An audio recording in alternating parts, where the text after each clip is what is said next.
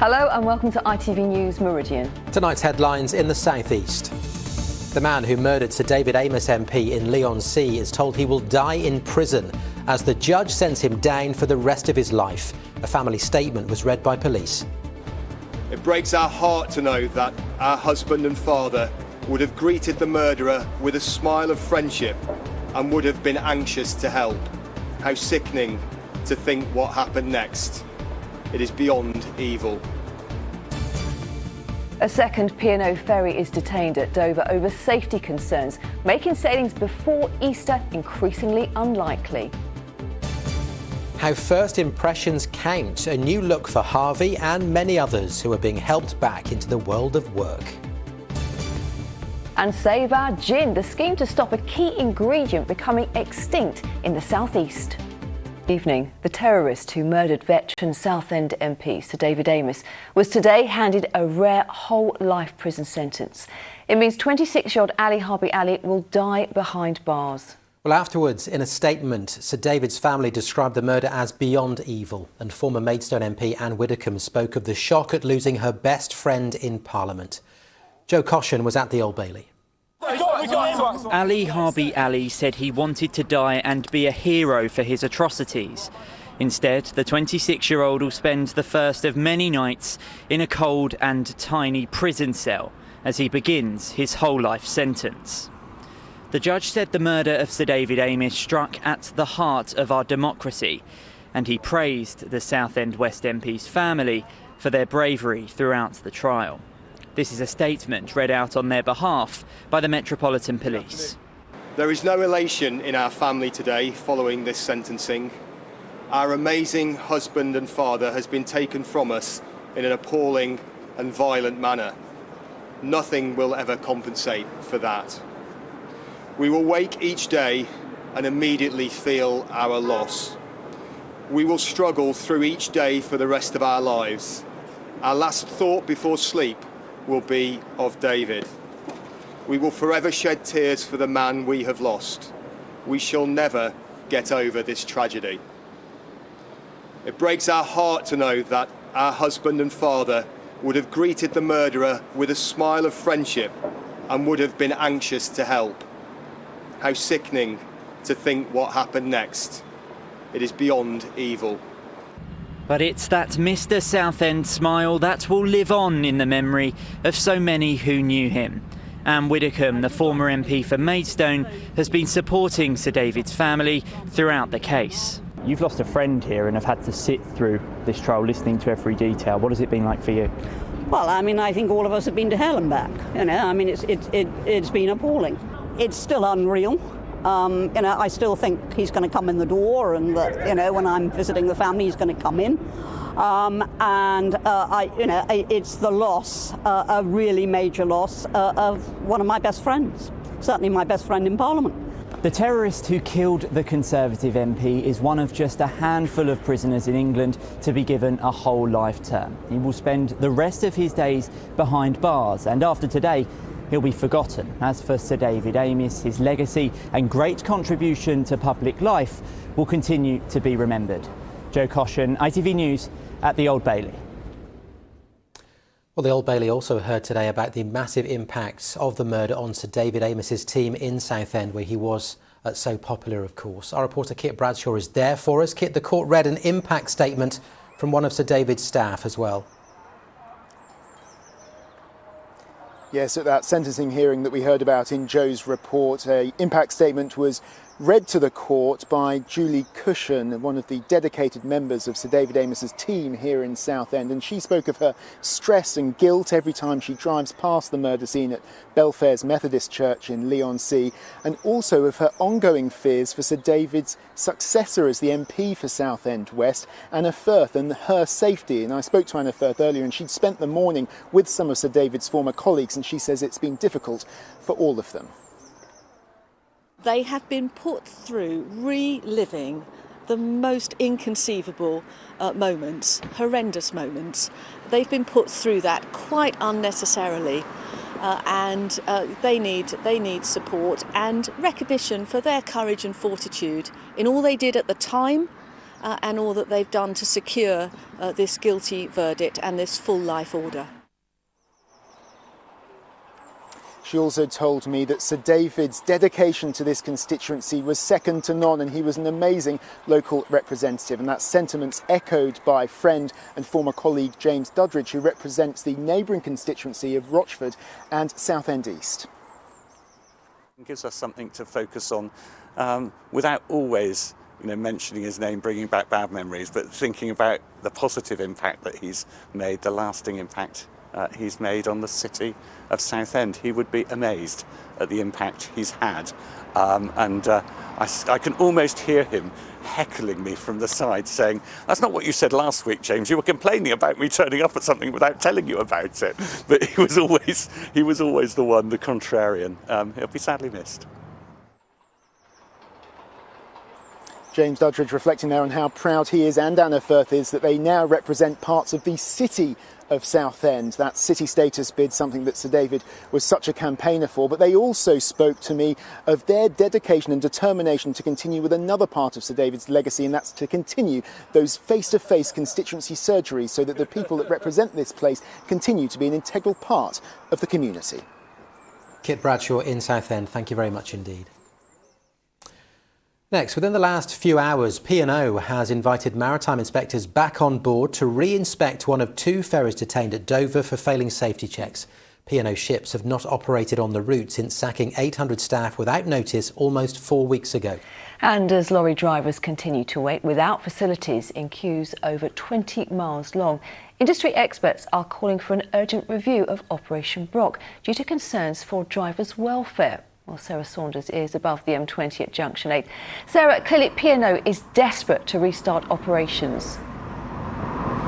Yeah, it's not 24 hours since we heard that a second P&O ship had been detained after failing its safety test at Dover, and already they want the Pride of Kent retested, both the staff and the processes. Now, it seems unlikely that they would be able to get back up and running by Easter, but they're clearly determined to try. And in the meantime, lorries remain queuing here in the sunshine for hours on end. Now, I'm joined by Heidi Skinner from Logistics UK. Heidi, the Kent Resilience Forum told us they can't provide welfare while traffic is moving on the road behind us, which it does. We can see some doing that now. But that they are working with drivers. Not good enough, you say, not fit for purpose. No, we understand these are very challenging circumstances, but what we think is that this is the first time that Brock has really been tested with these long queues. So we now need a review of Operation Brock. We need to see how we can make sure that drivers are getting the welfare facilities that they need. This is not just about traffic management, it's about making sure that the welfare of drivers are looked after. Now, we've seen the ferry problem, obviously. We've also seen problems with the customs system recently. That broke down and added to the problems here. Could we see European HGV drivers avoiding the UK in the short term? I mean, you would avoid these queues if you could. Well, every business needs to look at the market and see whether it's worthwhile them coming across to the UK. So it's for each business to decide. But, the UK is a very important market. We have a lot of trade, lots of just-in-time trade going through the short straits. So it's absolutely vital that we get this capacity up and running so that we can keep this logistics and supply chains moving around the UK. Now, Heidi, just today, and we could assume it might not be a coincidence, we've heard the government pledge £20 million to improve roadside facilities for HGV drivers. Is that part of the long-term solution to all of this? Well, more facilities is good, but where we're looking at Operation Brock is a very, very different scheme. We need to make sure that we have driver facilities here at the roadside so that these drivers who last week were in there for 20 or 30 hours, they have access to toilet facilities. It's absolutely vital. Heidi, thank you so much. Well, the Kent Resilience Forum tells us it is constantly evaluating whether Brock needs to remain in place, but without full capacity at the ferry terminal still, and with a very busy weekend ahead, it's probably not going anywhere anytime soon. Yeah, it's not, is it, Sarah? Thank you very much indeed. Now, the former Metropolitan Police officer who murdered Sarah Everard has appeared in court charged with indecent exposure. It's alleged Wayne Couzens exposed himself on 4 occasions in Swalley last year. He elected trial by a jury at a date which is still to be fixed. A dog stolen 2 weeks ago has been reunited with his owners. This was the moment police officers brought Ollie, the Cocker Spaniel, home to Rye. He was found outside a house in Brands Hatch. Oh, isn't that lovely? Good to have a happy ending there. Now, dentists are warning there's not much to smile about when it comes to our children's teeth, with thousands ending up in hospital because of tooth decay. Well, the government and NHS England say children are being treated as a priority, but there's concern their oral health could get even worse because many are missing out on routine dental appointments. Lauren Hall has more. That's a good boy. Eddie is 4 and knows how to look after his teeth, but he never gets a chance to show them off to a dentist. The only time he's ever seen one is after he banged his front tooth. It's still discoloured and painful, but his family can't afford to go private and can't get him seen by an NHS dentist, an issue his dad's been campaigning on for a number of years. I feel powerless as a dad that I can't help my child. You know, you always want to do the best for your children, and I feel that I can't. I can't do that, and it does make you feel like a bad parent. Large numbers of dentists are leaving the NHS. Nearly 1,000 did in England last year. On top of that, it's thought more than 12.5 million children's dental appointments have been lost during the pandemic.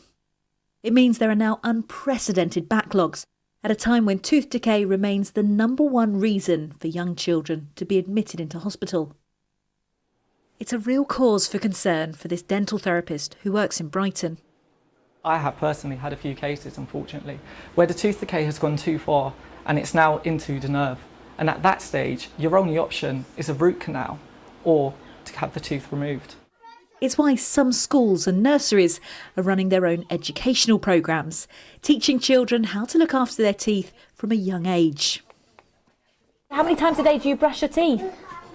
Twice a day! Have you all been brushing your teeth twice a day? Yeah. Let's have a look at those smiles. Why is it so important to brush your teeth? For it can be really, really, really clean. To keep them clean and nice and healthy. On your marks, get set, go! We want to reduce those numbers of children going into hospital, of children having negative effects on their teeth. So we intervene as much as we can now. We can help support them for the future, and that's what we can do by educating them. It's an approach that's welcomed by the British Dental Association, but they warn much more needs to be done, with the impact of the pandemic really starting to bite. This is going to be with us for a long time to come. We have the legacy of appointments to be missed. We have the legacy of children who haven't had dental appointments for a considerable period of time. They come in, they have a huge amount of tooth decay, and we have a real problem dealing with them. The government and NHS England told us dentists have been prioritising children, adding that £50 million is being spent to offer additional appointments. Clearing the backlog, though, will take some time. It's feared many children are missing out on dental checkups, an issue which isn't easy to brush away. Lauren Hall, ITV News. Now you're watching ITV News in the Meridian region. Coming up on the programme, why hundreds of trees plagued by disease are being cut down in Brighton and Hove. Within the city, it is widespread. A major tree disease that's infected most of the ash. Now we'll drink to that, the scheme to stop a key ingredient of gin becoming extinct in the southeast. And you can find more on all of today's stories on our website. The address, as ever, itv.com/Meridian. You can call us. The number is on the screen. And don't forget to follow us online.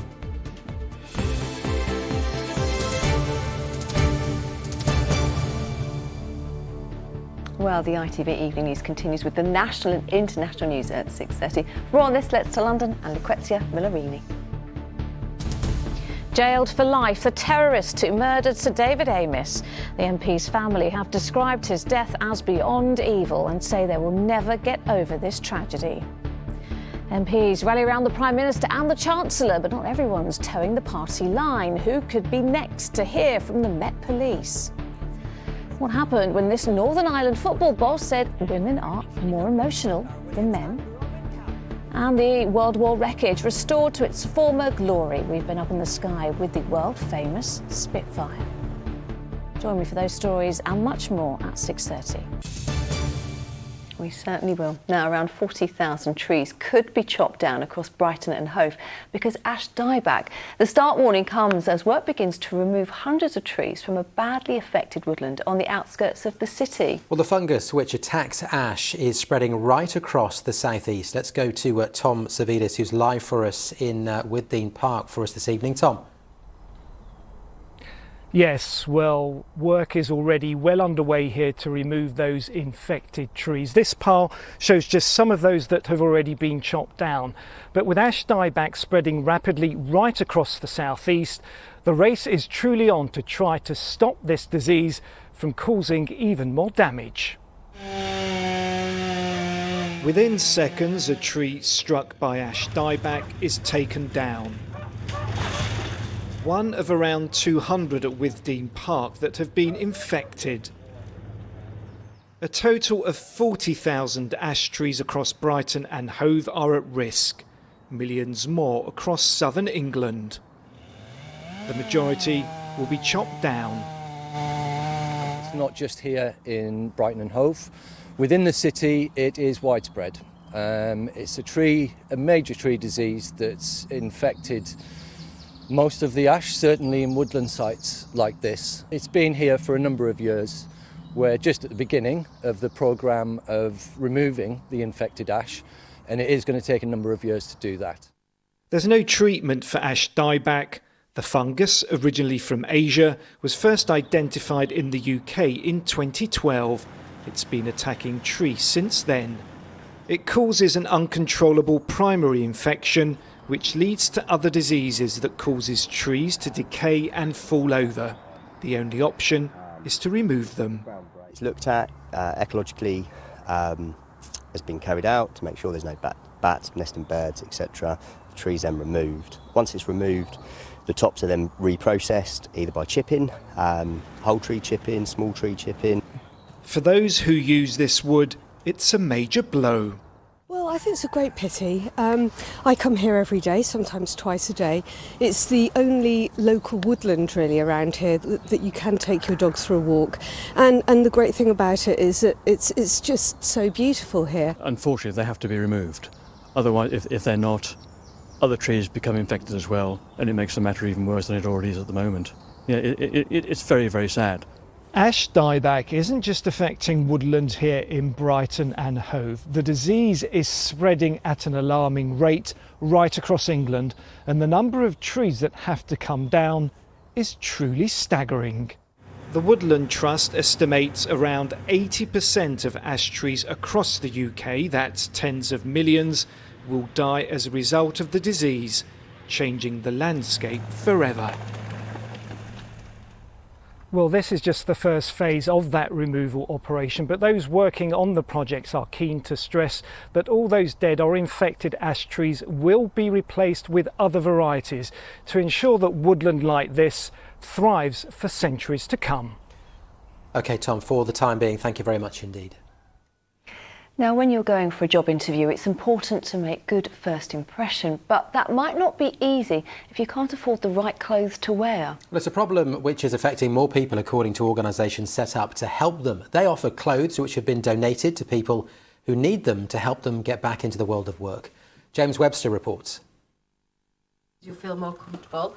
So, here we go. A new outfit that could lead to a dream new job in a candle shop for Kimberly. Right, what do you think of that? Yes. Good with the dress. Yes. I'm not really a dress person, but when I tried a blouse and trousers on, they thought it'd be a good idea to wear a dress. So she showed me two dresses here, and I liked this one straight away, the stripy one, because I thought it was with my personality. So I think I found the right, perfect one for me. She's been given the clothes by this charity which helps people prepare for job interviews. I think it will be more good for me because then I can bring my confidence out and show them that I'm not shy and that I can show what I can bring to the table. Another organisation offering a similar service is Porchlight in Canterbury, which says it supports 9,000 individuals and families every year. Once that person is wearing suitable interview clothes, smart casual clothes, depending on the job, their self-esteem and self-confidence is really raised, which I think is so important for an interview. Charities like this rely on donations of clothes and volunteers to keep it running, and they know how important a service it is. Recent research shows people being made redundant during the pandemic increased the competition when new jobs are advertised, and being able to afford the right clothes is also getting harder. Do you want to put your arms up in the air and then we'll get your widest point?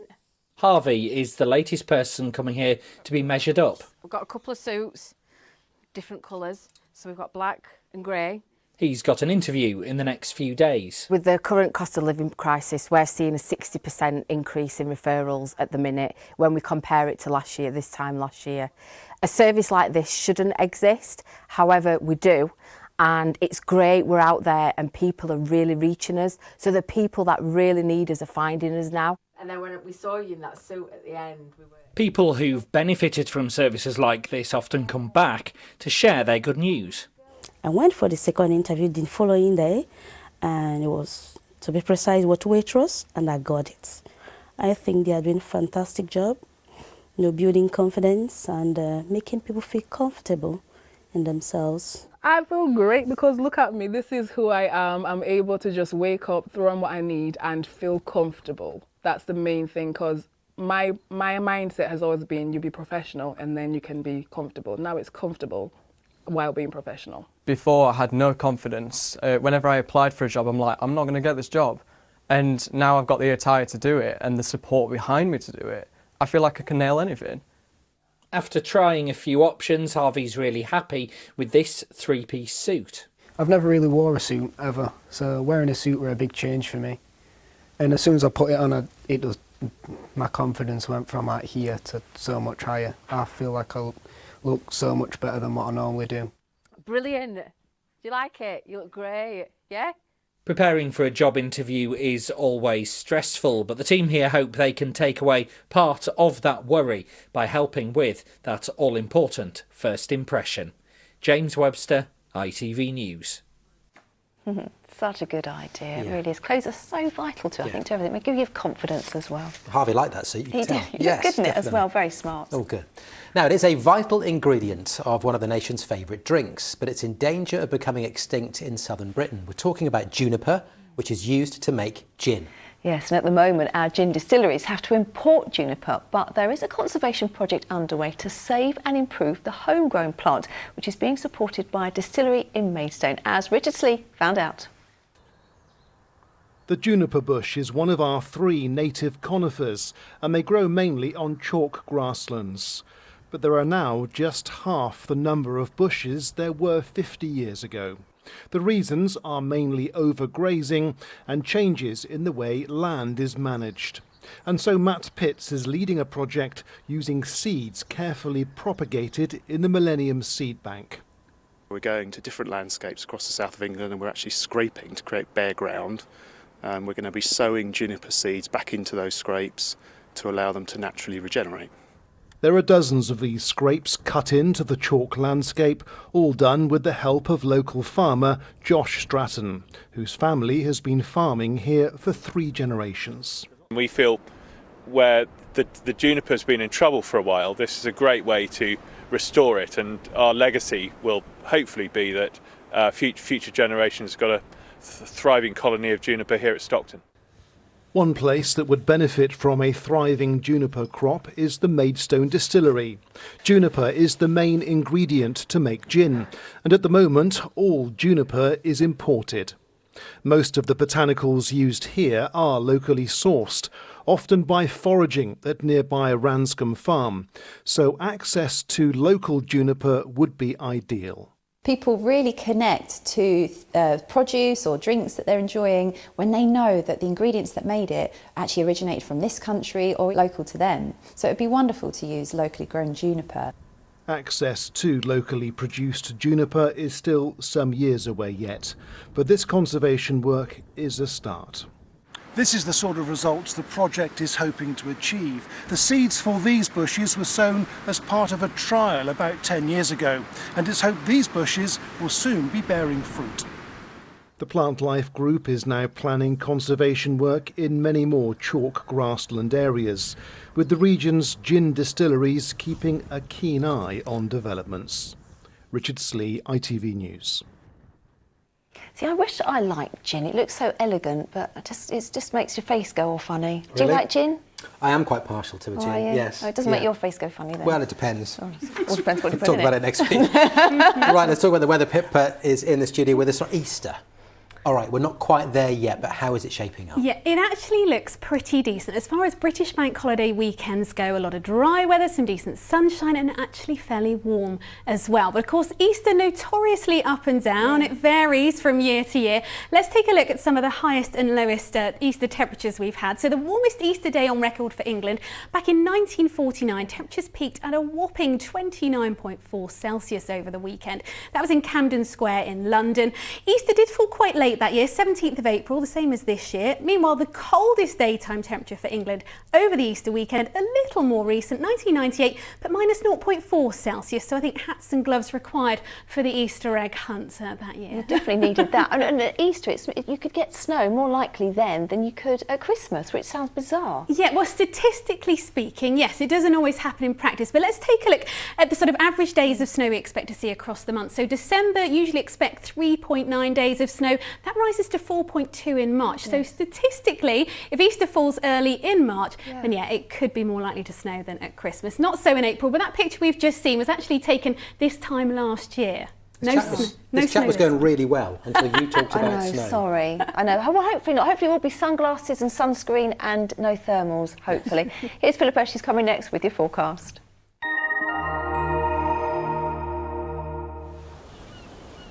Feels like home, whatever the weather. Valent Boilers and Heat Pumps sponsors ITV Meridian Weather. It's all looking pretty quiet then weather-wise in the run-up to the Easter weekend. A lot of dry weather in the forecast for the next few days, some decent sunny spells, and will also be fairly warm for the time of year, especially so inland. So what's going on? Well, we'll have high pressure making its presence felt out towards the east of the UK, and that will exert just enough influence to keep any fronts further west. As they bump into that high, they'll tend to fizzle out, and that remains the case through the bulk of the Easter weekend. Out there at the moment then, still one or two lingering daytime showers, but these soon fading. And for the rest of tonight, it looks very quiet. Lots of dry weather, quite a bit of misty, murky low cloud, especially so around the south coast there. But of course, with the cloud cover, it will be a frost-free night. Temperatures for most of us hovering between 6 and 8 degrees by dawn. Tomorrow morning then, much like this morning, quite cloudy, quite murky in places at first. But as the day wears on, conditions will tend to improve. Any mist, fog and low cloud will gradually lift and break. We'll see some decent sunshine coming through, the best of this inland, and here the best of the temperatures. Highs tomorrow perhaps a little up on today's values, peaking at around 18 or 19 degrees, and once again always a little fresher around the south coast with onshore breezes here. And speaking of the coast, these are the high tide times for tomorrow, then just the one there for both Sheerness and also Chatham at just past midday. And then as we look ahead through Thursday night and into Friday, really a repeat performance. So dry, clear skies, but then misty, murky low cloud developing overnight, and then that gradually melting away on Good Friday itself. So pretty decent to start the Easter weekend, a little more cloud heading our way later, and temperatures slowly on the slide once more. Valent sponsors ITV Meridian Weather.